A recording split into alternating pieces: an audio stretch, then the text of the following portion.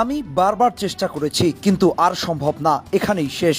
এই কথা বলেই বিদায় নিলেন নেইমার। সম্ভবত নেইমারই হবে ব্রাজিলের লাস্ট সুপারস্টার। তারপরে ব্রাজিল দলে আর এই মাপের কোনো সুপারস্টার আসবে না। স্টার আসবে ব্রাজিলের জার্সি যে পরবে সেই স্টার হবে, কারণ অতীতে যারা ব্রাজিলের হয়ে খেলেছেন তারা এতটুকু কাজ করে দিয়ে গেছেন যে এই দলটার সাথে যার নাম যুক্ত হবে সেই স্টার হয়ে যায়। কিন্তু ব্রাজিলের এই স্টার লেগেসিটাকে আরও সামনের দিকে টেনে নেওয়ার চেষ্টাটা একজনই করে গেছেন। আজকে ব্রাজিলের হয়ে তার শেষ ম্যাচটা খেলেছেন। চাপের মুহূর্ত গোলকিপারের চোখে চোখ রেখে পেনাল্টি শট মেরেছেন এবং বলেও এসেছেন আমি নেইমার। এইরকম খেলোয়াড় আর আসবে না যে ব্রাজিলের জন্য নিজের সবটুকু দিয়ে দিতে পারে। নেইমারের সময়টাই ব্রাজিলের কেটেছে খুব ভিন্নভাবে। ব্রাজিল দল কোনো সময় এরকম একজন খেলোয়াড়ের উপর নির্ভর ছিল না। রোনালদো, রোনালদিনহো, রিভালদো, কাকা, পেলে, গারিনচা, জিকো, বেবেতা, কার্লোস, কাফু এরা সবাই যখন ব্রাজিলের হয়ে খেলেছেন তখন ব্রাজিল ছিল অন্যরকম।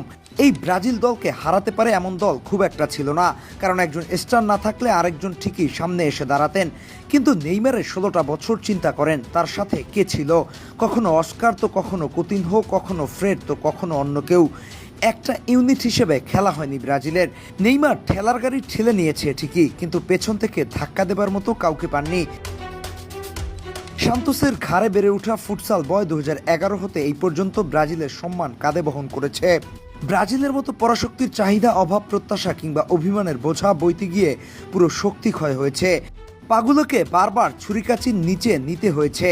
ভিলো এভারেজ দল নিয়েও ব্রাজিলকে অরাধ্য অলিম্পিক এনে দিয়েছে, কনফেডারেশন কাপ দিয়েছে, ইতিহাসের সর্বোচ্চ গোলদাতা হয়েছে। সর্বোপরি ব্রাজিল তথা রাইভাল সমর্থকদেরও তার পায়ের জাদুতে ফ্যান বানাতে সক্ষম হয়েছে।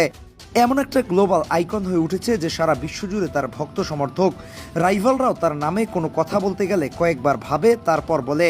শক্তি ক্ষয় হয়ে যাওয়া নেইমার সর্বশেষ পেনাল্টি নিয়েও দেখিয়ে গেল গোলকিপারকে কিভাবে বোকা বানাতে হয়।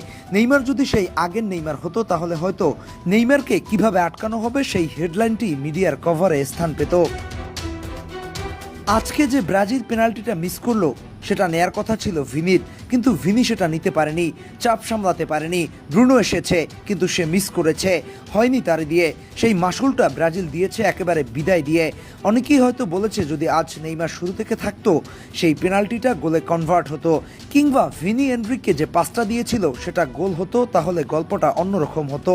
হ্যাঁ, এখন এরকম অনেক কিছুই বলা যায়, কিন্তু যে কথা বলা যায় না তা হলো নেইমার আর ফিরবে না। এটাই নেইমারের শেষ বিশ্বকাপ ছিল। সামনের বিশ্বকাপে আর নেইমারকে দেখা যাবে না। এই মানুষটা এক দুঃখী রাজকুমার যে ফিট হয়ে মাঠে নেমেছে আর খারাপ খেলেছে, এটি আমি আমার জীবদ্দশায় দেখিনি। ধন্যবাদ নেইমার জুনিয়র।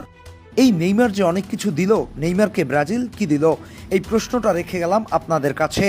নেইমারের জন্য মরিয়া হয়ে কি খেললো ব্রাজিল বা ব্রাজিলের খেলোয়াড়েরা? শেষটা কি আরেকটু সুন্দর হতে পারতো না প্রিন্স নেইমির?